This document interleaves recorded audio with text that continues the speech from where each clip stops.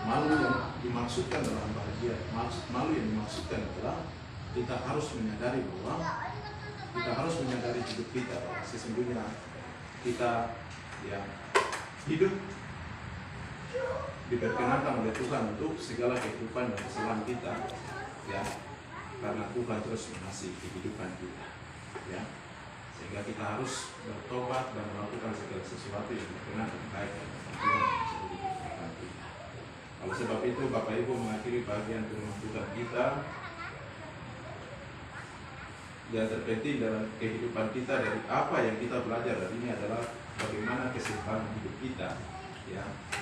Ketika kita memberi kepada Tuhan, tapi juga dituntut dengan seluruh kehidupan kita dengan Tuhan.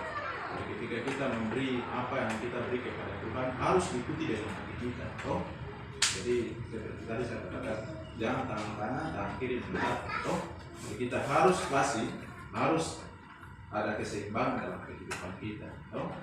Memberi juga harus dengan sepenuh hati.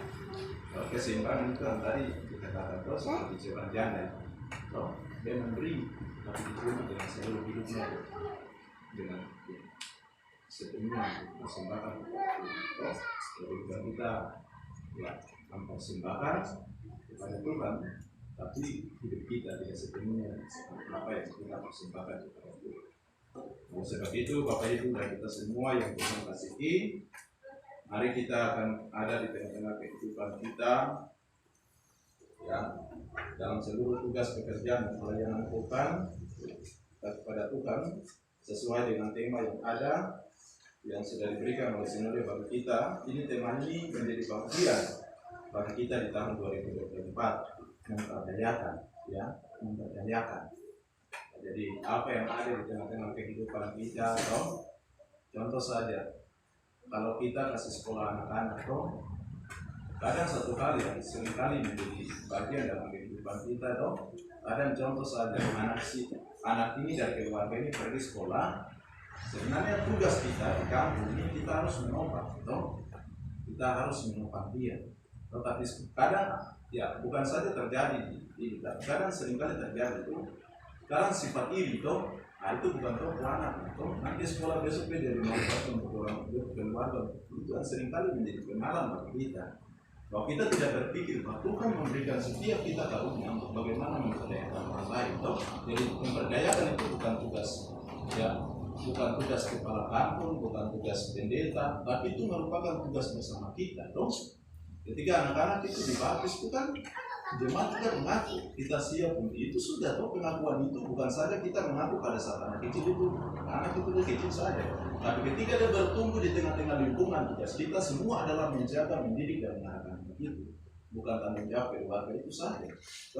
Jadi dasar daripada itu kita harus ingat ketika anak-anak itu dibaptis kan Bapak Ibu juga diundang berdiri untuk menjawab apakah jemaat juga mengaku, ya. Jadi pengakuan itu harus diingat. Jadi jangan besok anak-anak pas sekolah, anak-anak itu pasti nanti keluarga sendirian. Tidak seperti itu, Bapak Ibu. Ya. Tugas kita adalah memperdayakan orang, ya, menjadikan orang, dan itu tugas kita. Ya. Jadi jemaat siap untuk memperdayakan orang. Kampung siap untuk memperdayakan orang. Memperdayakan dengan apa? Dengan apa yang Tuhan berikan bagi kita. Contoh saja dana kampung, Tuhan kasih sudah pakai sekolah anak, dalam pekerjaan pelayanan sudah kita punya pemberian derma itu, kalau kelebihan sudah kita pakai pergi sekolah, setiap semester jemaat siap untuk tanggung, yang penting kita buat dia punya khusus untuk anak-anak komisi, karena tidak ada susah karena kita diri saja begitu, susahnya begitu. Mau ke sekolah, kita pelan-pelan nanti urus sendiri. Tidak seperti itu, betul. Tugas kita untuk memperdayakan manusia.